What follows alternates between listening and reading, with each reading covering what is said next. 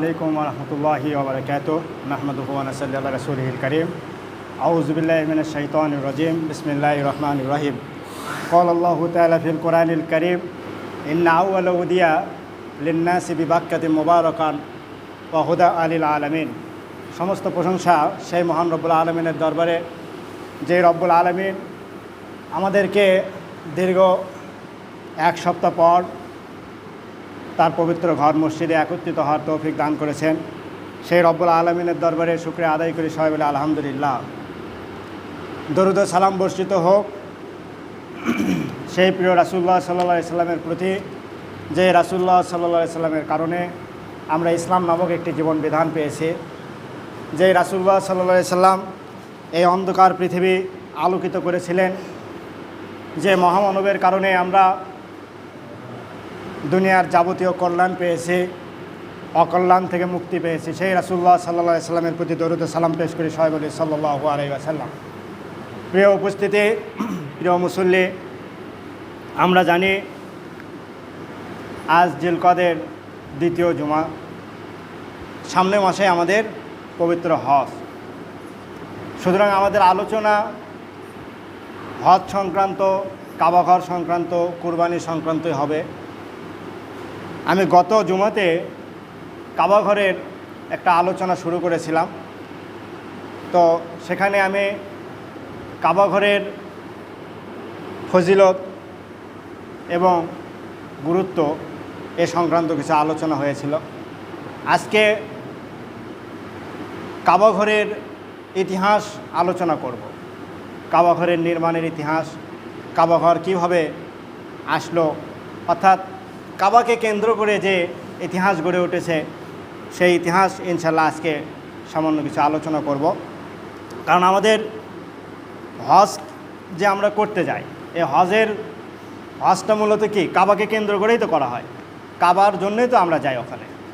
তো এই কাবা আছে বলেই না মানুষ হজে যাচ্ছে, অর্থাৎ কাবাকে কেন্দ্র করে আল্লাহ তাওয়াফ করার নির্দেশ দিয়েছেন। তো এই কাবাটা আসলে আমাদের এটার ইতিহাস আগে জানতে হবে। তো ইনশাল্লাহ আজকে সেই আলোচনায় করব। প্রথমে আমরা যদি দেখি যে আসলে কাবা ঘর এটা পৃথিবীর প্রথম একটা ঘর, পৃথিবীর প্রথম একটা ঘর। যেমন ইমাম ইবনে রজব হাম্বলি তিনি একটি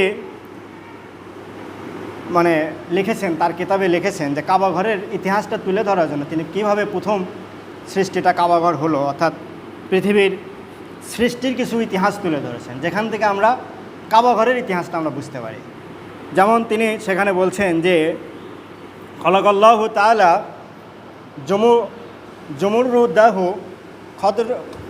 খদরাহু কা গিলাজিল সামাওয়াতি ওয়াল আরদ সুম্মা নাজারা ইলাইহা নাজারাল আজমাত ফান মাআতাত ইয়ানি জাবাত ফাসারাত মাউ ফামান সুম্মা ইয়ারাউল মা দাইমান ইয়াতাহাররাকু মিন তিলকাল হাইবাত সুম্মা ইন্নাল্লাহা তাআলা রাফা মিনাল বাহার ইউজারু ওয়া হুয়া দুখান আল্লাযী যাকারাহু ফি কওলিহি সুম্মা ইস্তাওয়া ইলা সামাই ওয়া হিয়া দুখান ফাখালাকাস সামাওয়াতু মিনাদ দুখান ওয়া খালাকাল আরদু মিনাল মা ওয়াল জিবালু মিন মাউজিল মা। অর্থাৎ এখানে তিনি বলছেন যে আল্লাহ তাআলা খলাকাল্লাহু তাআলাল জুমুরুদ্দু খরদান, তিনি একটা মুক্তা তৈরি করছিলেন যখন কিছু ছিল না। কাবাটা কীভাবে তৈরি হলো, কাবাটা কীভাবে পৃথিবীর মাঝখানে পড়লো, বা কাবাকে কেন্দ্র করে কেন আমরা যাই, এটার ইতিহাস তিনি তুলে ধরছেন যে আল্লাহ তাআলা সর্বপ্রথম একটা মুক্তা তৈরি করলেন। যখন কিছু ছিল না, আসমান জমিন কিছু ছিল না, এক আল্লাহই ছিলেন, তখন আল্লাহ তাআলা একটা মুক্তা তৈরি করার পরে সেখানে তিনি কুদরতি নজর দিলেন, মুক্তার দিকে তাকালেন। তখন মুক্তা কী হলো, পানিতে পরিণত হয়ে গেল, সেটা গলে পানিতে পরিণত হলো। এরপরে তিনি পানির দিকে নজর দিলেন, আল্লাহ তাআলা পানির দিকে নজর দিলেন, অর্থাৎ পানির একটা নির্দিষ্ট একটা জায়গাতে নজর দিলেন। তো এই জায়গাকে কেন্দ্র করে তখন একটা উত্তাল তরঙ্গ ঢেউ খাওয়া শুরু করলো। অর্থাৎ প্রথমে মুক্তা তৈরি করার পরে মুক্তার দিকে নজর দেওয়াতে সেটা গলে পানি হলো।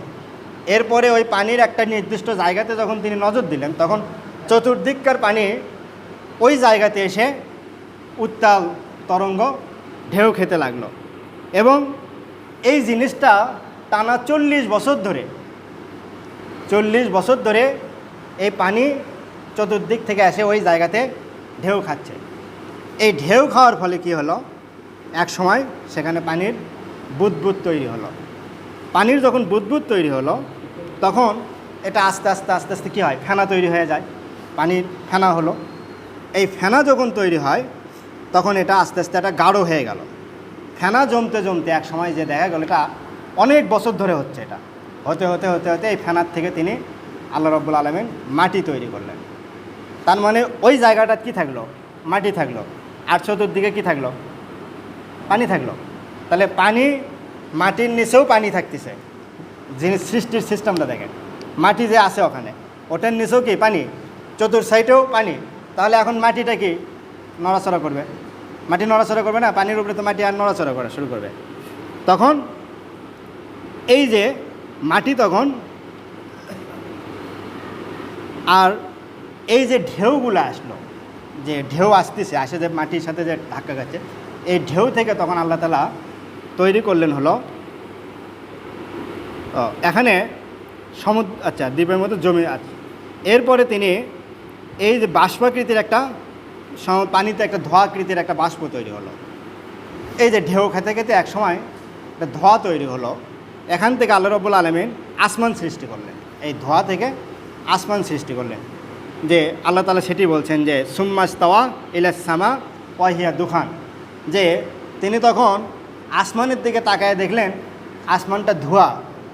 তো এই অর্থ হচ্ছে যে তখন এটার থেকে তিনি আসমানটা তৈরি করলেন।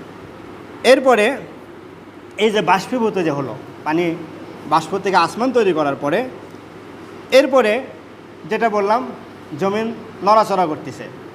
এই নড়াচড়া কমানোর জন্য আল্লাহ তাআলা জমিনকে স্থির করার জন্য যে ঢেউটা আসলো সমুদ্রের, এই ঢেউ থেকে তিনি পাহাড় তৈরি করলেন। সমুদ্রের এই ঢেউ থেকে পাহাড় তৈরি করে এই জমিনে পেরেক হিসাবে এটাকে মেরে দিলেন। যে এটাই আল্লাহ তাআলা বলছেন যে আলাম নাজালিল আরদা মিহাদা ওয়াল জিবালা আওতাদা, আমি কি জমিনকে বিছানার মতো বিছিয়ে দিইনি আর পাহাড়কে কি পেরেক হিসেবে তৈরি করিনি। তার মানে আল্লাহ তাআলা এটাই বলছেন যে এই যে বড় বড় পাহাড় যে আমরা দেখতে পাই পৃথিবীতে, এটা মূলত জমিনকে স্থির রাখার জন্য আল্লাহ তাআলা তৈরি করেছেন। এরপরে সেখানে পেরেক হিসেবে এটা তৈরি করা হলো। এখন এই যে যেখানে নজরটা প্রথমে গেল, যে ভূমিটাকে কেন্দ্র করে যেখানে প্রথম যে এইটাতে আল্লাহ তাআলা তখন কাবাঘর নির্মাণ করা শুরু করলেন। এই কাবাঘরটার নির্মাণ হলো ফেরেশতাদের হাত ধরে। সমস্ত কোনো কিছুই সৃষ্টি হয়নি, তখন ফেরেশতারা ছিল, ফেরেশতাদেরকে দিয়ে তখন তিনি এটি তৈরি করলেন। এটি তৈরির ইতিহাসটা কেমন, যে আমরা আদম সৃষ্টির ইতিহাস জানি যে আল্লাহ তাআলা ফেরেশতাদেরকে বলল যে আমি জমিনে আমার খলিফা তৈরি করব। তখন ফেরেশতারা বলল যে ইন্নী জাইলু ফিল আরদি খলিফা ক্বালাত আতাজালু ফিহা মাইয়ুফসিকু ফিহা ওয়া ইসফিকু দিমা ওয়া নাহনু নুসাব্বিহু বিহামদি ওয়া নুকাদ্দিসু লাকা, যে আপনি এমন কোনো জাতিকে কেন তৈরি করবেন যারা ঝগড়া ফ্যাসাদ করবে, খুনাখুনি করবে, তার চেয়ে আমরাই তো আপনার গুণগান গাচ্ছি। তো এই কথা শোনার পরে আল্লাহ তাদের প্রতি একটু মনক্ষুণ্ণ হলেন, নারাজ হলেন, যে আমি ফেরেশতাদেরকে বললাম মানুষ তৈরি করব, খুশি হয়ে বললাম, ফেরেশতারা এই কথা বলল। তো এটা ফেরেশতারা বুঝতে পারলো যে আমাদের এই কথাটা আল্লাহর পছন্দ হয়নি। তখন ফেরেশতারা চিন্তায় পড়ে গেল যে আল্লাহ তো আমাদের প্রতি একটু নাখোশ হলেন। তখন ফেরেশতারা কি করলো, আল্লাহর আরশকে কেন্দ্র করে তারা 7টা চক্কর দিল। সমস্ত ফেরেশতা আল্লাহর আরশকে কেন্দ্র করে 7টা চক্কর দেওয়ার পরে তারা আল্লাহর কাছে ক্ষমা চাইলেন যে আমাদের ভুল হয়ে গেছে, এই জবাবটা আসলে এইভাবে বলা ঠিক হয়নি। তো আল্লাহ তাদের এই আরশের চতুর্পাশে ঘোরাটা পছন্দ করলেন। আল্লাহ তাআলা খুশি হয়ে গেলেন যে না, তোমরা ভুল বুঝতে পেরে তোমরা যে আরশের চতুর সাইডে 7টা তাওয়াফ করলা, 7বার চক্কর দিলা, এতে আল্লাহ তাআলা খুশি হয়ে তাদেরকে বললো যে ঠিক আছে, আমি তোমাদেরকে ক্ষমা করে দিলাম। কিন্তু আমি যে আদমকে যে সৃষ্টি করতে চাইলাম, এখন আদমের সন্তান যারা আসবে তারা যখন কোনো ভুল করবে, তোমরা তো ভুল করছো বুঝতে পারছো, বুঝতে পেরে আরশের চতুর্থ সাইডে 7টা তাওয়াফ করলাম। তাহলে আদমের সন্তান যখন ভুল করবে তারা কোথায়? ক্ষমা চাওয়ার জন্য তো তাদেরকেও তো আসতে হবে। তো তারা কি করবে? তাদেরও তো একটা চক্কর দেওয়ার একটা ব্যবস্থা রাখতে হবে। তো একটা ঘর তো এরকম বানানো দরকার যে আদমের সন্তান ভুল করছে, এই জন্যে তারা ওই ঘরে আসবে, এসে ঘরটা 7টা চক্কর দেবে। তোমরা যেরকম এখন আরশকে তাওয়াফ করলা, এইরকম যখন তারা একটা তাওয়াফ করে আমার কাছে ক্ষমা চাইবে, তাহলে আমিও তাদেরকে তখন ক্ষমা করব। তো এইটা বলার পরে ফেরেশতাদেরকে আল্লাহ তাআলা বললেন যে তাহলে ওই জায়গাতে যাও, যে একটা ঘর নির্মাণ করো। এই যে পৃথিবীর ইতিহাসে মানুষের সৃষ্টি হয়নি, কিছুই সৃষ্টি হয়নি, কোনো সৃষ্টি, তখন ফেরেশতারা এসে কাবা ঘরকে তৈরি করলেন। এটাই হলো কাবার প্রথম তৈরি। এই যে কাবা ঘর প্রথম তৈরি হয়ে গেল, এরপরে দীর্ঘ বছর পরে, হাজার হাজার বছর পরে যখন আদম আলাইহিস সালামের সৃষ্টি যখন হলো, আদম আলাইহিস সালাম তিনি, তার এই ইতিহাস তো আমরা জানি, তিনি ফেরেশতা থেকে চলে আসার পর যখন দুনিয়াতে আসলেন, দুনিয়াতে দীর্ঘ সময় পরে আল্লাহ তাআলা তাকে বললেন যে তুমি কি করো, একটা ঘর তৈরি করো, যে ঘরে তুমি আমার ইবাদত করবা। তখন আদম আলাইহিস সালাম কী করলেন? বাইতুল মামুরের আকৃতিতে, অর্থাৎ তিনি তো বেহেশতে ছিলেন, আদম আলাইহিস সালাম তো বেহেশতে ছিলেন, তো বেহেশতের আসমানের উপরে সব সৃষ্টি তো তিনি দেখছেন, তো বাইতুল মামুর কীরকম তিনি দেখেননি? তিনি তো দেখে যাচ্ছেন। তো আল্লাহ যখন বললো যে তুমি একটা ঘর তৈরি করো, তখন তিনি হুবহু, পৃথিবীর তো আর কিছু নাই, তো তিনি মানুষ একটা জিনিস যখন দেখে তখন কিন্তু তার মাথার মধ্যে কিন্তু ওই সিস্টেমটাই আসে, আমরা যেটা দেখি নাই কোনোদিন, সেই জিনিস কিন্তু আমাদের কখনো চিন্তায় কল্পনায় আসে না সহজে। তো তিনি তো বাইতুল মামুর দেখছেন, পৃথিবীর কোনো সৃষ্টি নাই, তো তিনি কি সিস্টেমে তৈরি করবেন? তো তার তো কল্পনায় কি বাইতুল মামুর, তো বাইতুল মামুরের আকৃতিতেই তখন তিনি কাবা ঘরটা তৈরি করে ফেললেন। এরপরে এইভাবে চলতে থাকলো। এরপরে আদম আলাইহিস সালামের এক ছেলে হযরত শীস আলাইহিস সালাম, তো শীস আলাইহিস সালাম পরে এটাকে আবার পুনর্নির্মাণ করছিলেন। এটা এইভাবেই চলতে লাগলো। কাবাঘর শীস আলাইহিস সালাম যখন পুনর্নির্মাণ করলেন, এরপরে নূহ আলাইহিস সালামের মহাপ্লাবন এ পর্যন্ত এটা চলতেই থাকলো। অর্থাৎ মহাপ্লাবন যখন তৈরি হলো, তখন কাবাটাকে আল্লাহ তাআলা ফেরেশতাদেরকে দিয়ে, যে আদম আলাইহিস সালাম আর শীস আলাইহিস সালাম যে স্ট্রাকচারে কাবাটা তৈরি করলেন, এই পুরো কাবাটাকে তিনি তুলে ফেললেন, তুলে চতুর্থ আসমানে নিয়ে যেয়ে রেখে দিলেন। তার মানে দুনিয়া তার কোনো কাবা ছিল না, কিন্তু জায়গা ছিল, এটা অনুমান করা যেত যে ওখানে কাবাটা ছিল। মহাপ্লাবনের সময় এই কাবাটাকে চতুর্থ আসমানে রেখে দেওয়া হলো। এরপরে কি হলো? মহাপ্লাবনের শেষে নূহ আলাইহিস সালাম চলে গেল, ইদ্রিস আলাইহিস সালাম এবং সালেহ আলাইহিস সালামের সময় কাবাটা দুনিয়াতে ছিল না। তারা একটা অনুমান করতো যে এই জায়গাতে কাবা ছিল, তারা জানতো যে এই জায়গাতে কাবা ছিল, কিন্তু কাবার আসলে কোনো গঠন ছিল না। তারা ওটা অনুমান করে ওখানে তাওয়াফ করত। এরপরে চতুর্থ নির্মাণ হলো ইব্রাহিম আলাইহিস সালামের সময়। ইব্রাহিম আলাইহিস সালামকে আল্লাহ তাআলা বললেন যে তুমি কাবা তৈরি করো। এখন দেখেন, কাবা তৈরি তো হয়েই আছে, কাবাটা তো হয়েই আছে চতুর্থ আসমানে, তারপরে তো আবার রেখে দেওয়া হলো। তো কাবা বিভিন্ন সময় ভেঙে যেত, মহাপ্লাবন হতো, বিভিন্ন সময় ঝড় বৃষ্টি হতো। এই কারণে আল্লাহ তাআলা এখানে কোরআনে দেখেন বলছেন যে ওয়াইজ ইয়ারফাউ ইব্রাহিম আল কাওয়াইদা মিন বাইতি ওয়া ইসমাইল রব্বানা তাকাব্বাল মিন্না ইন্নাকা আনতাস সামিউল আলিম। অর্থাৎ ওয়াইজ ইয়ারফাউ, এখানে শব্দ খেয়াল করেন যে আল্লাহ রাব্বুল আলামিন বলছেন যে স্মরণ করুন সেই সময়ের কথা যখন ইব্রাহিম এবং ইসমাইল কাবা ঘরটাকে উঁচু করলেন। এখন কাবা ঘর তো একটা স্ট্রাকচার আছেই, মানে একটা ভিত্তি তো আছেই, ওটাকেই উঁচু করলেন। তার মানে কি, ওটাকে তিনি একটা গঠন দিলেন, উঁচু করলেন, মানে নতুন করে কিছু তৈরি করলেন না। এই জন্য আল্লাহ তাআলা শব্দটাকে বলছেন ইয়ারফাউ, মানে তিনি ওটাকে উঁচু করে ধরলেন, মানে কাবার যে স্ট্রাকচারটা ছিল ওটাকে তিনি একটু উঁচু করে তিনি সেটাকে একটা গঠনে নিয়ে আসলেন। তো এরপরে এই যে ঘর নির্মাণ ইব্রাহিম আলাইহিস সালাম করলেন, তো ইব্রাহিম আলাইহিস সালাম এবং ইসমাইল আলাইহিস সালাম এটা করা শুরু করলেন। ইব্রাহিম আলাইহিস সালাম এটি করলেন, আর ইসমাইল আলাইহিস সালাম সব কিছু যোগান দিলেন।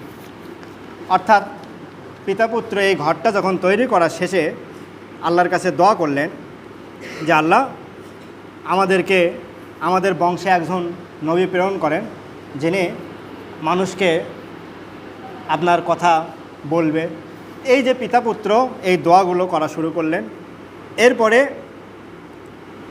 আল্লাহ তাআলা ইব্রাহিম আলাইহিস সালামকে বললেন যে তুমি মানুষকে এই যে ঘরটা তৈরি করলে, এই ঘরে মানুষকে আসার জন্য আহ্বান করো। মানুষ এই ঘরে আসবে, এই ঘর হজ করবে, তাওয়াফ করবে। তো ইব্রাহিম আলাইহিস সালাম বললেন যে এই জনমানবহীন জায়গা কাবা নির্মাণ করতে বলছেন, এটা ঠিক আছে, এটা করলাম, কিন্তু এখানে মানুষ আসবে কীভাবে? তা আল্লাহ রাব্বুল আলামিন বলল যে তুমি ঘোষণা দাও, মানুষের কানে পৌঁছে দেওয়ার দায়িত্ব আমার। তখন ইব্রাহিম আলাইহিস সালাম এই ঘরটা নির্মাণের পরে তিনি একটা উঁচু পাহাড় সাইডে, কাবার সাইডে যে পাহাড়টা আবু কুবাইস পাহাড়, এই পাহাড়ের ওপর উঠে তিনি চতুর্দিকে ডান বাম অর্থাৎ পূর্ব পশ্চিম উত্তর দক্ষিণে তিনি ঘোষণা দিলেন, আজান দেওয়ার মতো করে একটা ঘোষণা দিলেন, যে মানুষকে তিনি ডাকলেন যে তোমরা হজ করতে আসো বা এই ঘরে আসো। এরপরে এই ডাকটা আল্লাহ রাব্বুল আলামিন কী করলেন, যারা দুনিয়াতে ওই সময় ছিল তাদের কানে, যারা আসে নাই, যারা দুনিয়াতে এখনও আসে নাই, তখন তো আমরা আসি নাই, আমরা তখন ছিলাম কি রুহের জগতে।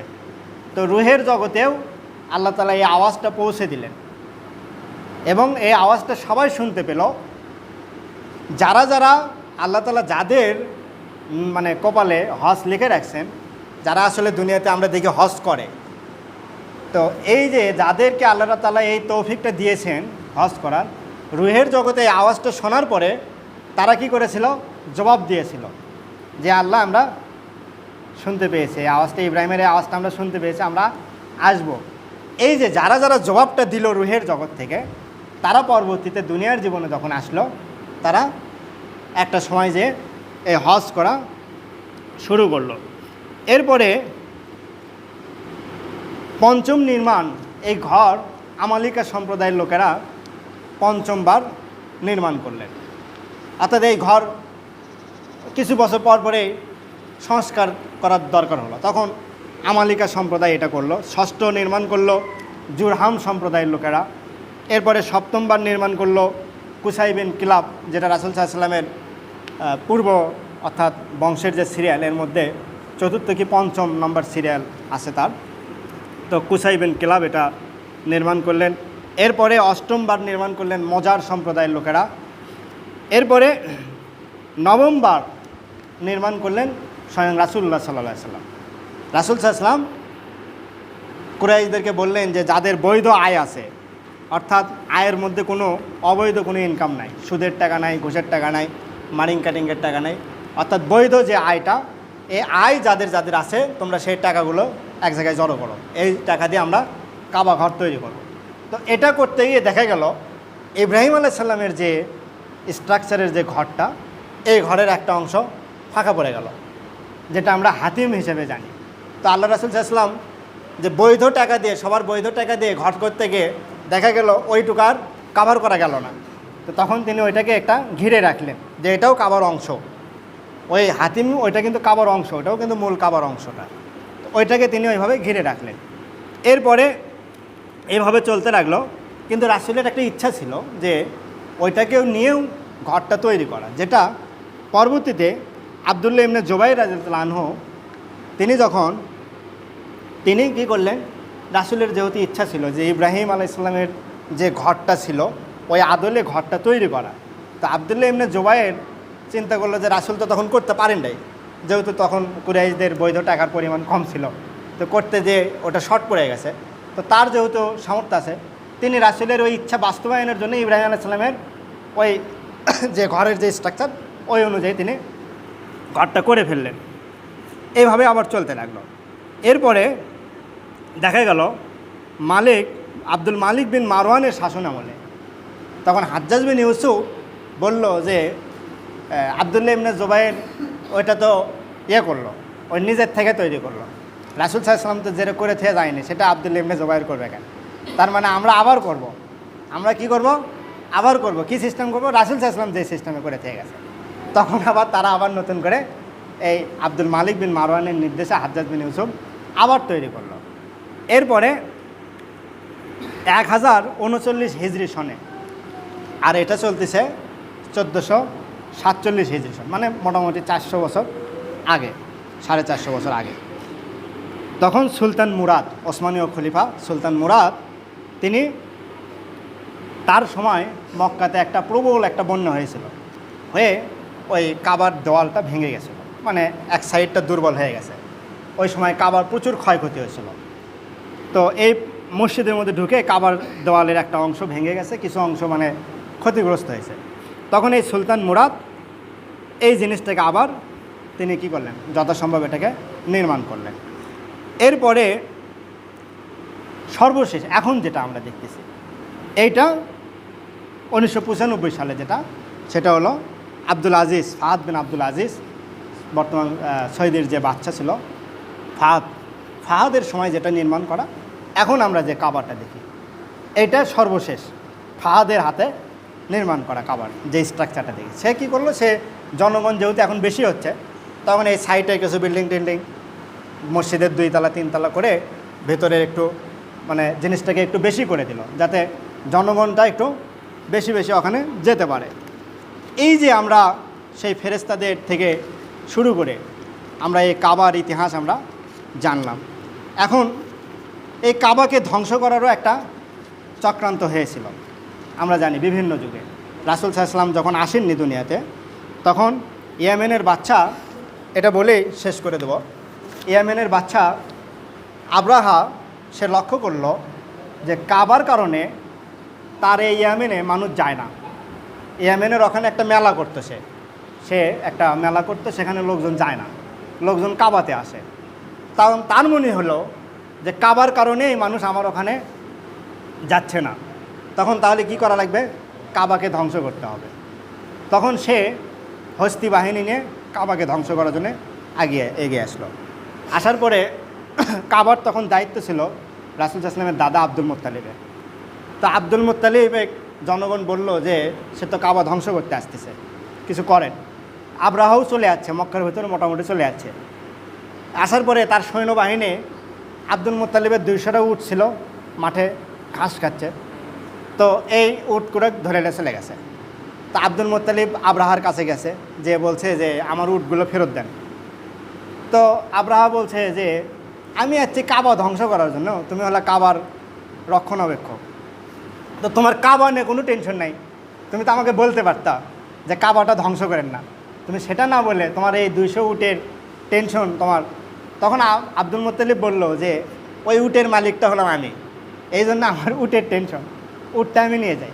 কাবা ঘর যার, তাকে রক্ষা করার দায়িত্ব তার নিজের।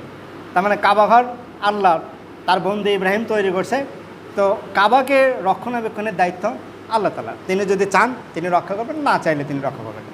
এটা বলে আব্দুল মুত্তালিব উটটা নিয়ে তিনি যখন তার জনপদে চলে আসলেন, তখন লোকজনকে বলল যে তোমরা এই মক্কার আশপাশ থেকে কি করো, বের হয়ে চলে দাও, কারণ সে যদি সত্যি সত্যি আক্রমণ করতে পারে, কাবাটাকে ধ্বংস করতে পারে, তাহলে তো জনপদ কিছু রাখবে না, সব ধ্বংস করে দেবে। তার মাথায় ছিল 2টা টেনশন, যে যদি সে ধ্বংস করতে পারে কাবাটা, তাহলে সে আশেপাশে জনপদের সবাইকে মেরে ফেলবে, তাহলে আমাদেরকে বাঁচার জন্য আগে থেকে আমরা পালিয়ে যাই। দ্বিতীয়ত হলো আল্লাহ যদি ওটাকে রক্ষা করেন, তাহলে তো এখানে একটা আসমানি গজব আসবে, তাই না? ওখানে তো একটা আসমানি গজব আসবে। তো আসমানি গজব আসলে তো আপনাকে আর আমার তো পৃথক করবে না, সবাইকে একসাথে কিয়ামতের দিন হয়তো যার যার নিয়ত অনুযায়ী তুলে বিচার করা হবে, কিন্তু যখন গজবটা আসবে তখন তো সবাইকে একসাথে ডেবে দেওয়া হবে। এই জন্য তিনি কি করলেন, জনগণকে নিয়ে চলে গেলেন। এরপরে সে আব্রাহা আগতে থাকলে, আমরা সেই কাহিনী জানি, সূরা ফিলের যে ঘটনা। তারপরে এই যে আব্রাহাকে ধ্বংস করে দেওয়া হলো, পাখি পেটন করা হলো, 3টা করে পাথর, একটা হলো ঠোঁটে, 2টা 2 পায়ে, যেদিকে পড়লো অর্থাৎ যেখানে পড়ে, এখানে পড়লে এটা পুরোটা গলে বের হয়ে যায়, মাথায় পড়লে পুরোটা গলে, শরীরের যে অংশে পড়তেছে তার পেছন সাইড পুরোটা গলে বের হয়ে যাচ্ছে। এইভাবে দেখা গেল পুরো আব্রাহার হস্তি বাহিনী ধ্বংস হয়ে গেল। তারপর আল্লাহ তাআলা এটাকে রক্ষা করলেন। এই যে কাবা ঘরের যে আমরা ইতিহাস জানলাম, আমরা কাবা ঘরের ফজিলত, কাবা ঘরের নির্মাণের ইতিহাস আমরা জানি। আমরা আল্লাহ তাআলার কাছে দোয়া করব, আমরা এই কাবাতে যেন আমরা তাওয়াফ করার জন্য আল্লাহ তাআলা তৌফিক দান করেন। যাদের আমাদের সামর্থ্য আছে তারা আমরা চেষ্টা করব। এই বছর তার সম্ভব না, আমরা সামনের বছর চেষ্টা করব। যাদের সামর্থ্য আছে তারা কাবা তাওয়াফ করার জন্য যাওয়ার নিয়ত করব। হজ করার নিয়ত করব। যাদের সামর্থ্য নাই আমরা তারা আল্লাহর কাছে দোয়া করব যেন আল্লাহ তাআলা আমাদেরকে সেই সামর্থ্য যাতে আগে দেন, সামর্থ্য যাতে দেন যে তিনি যেন আমাদেরকে সেই হজ করার তৌফিক দান করেন। আমিন। আসসালামু আলাইকুম ওয়া রাহমাতুল্লাহি ওয়া বারাকাতুহু।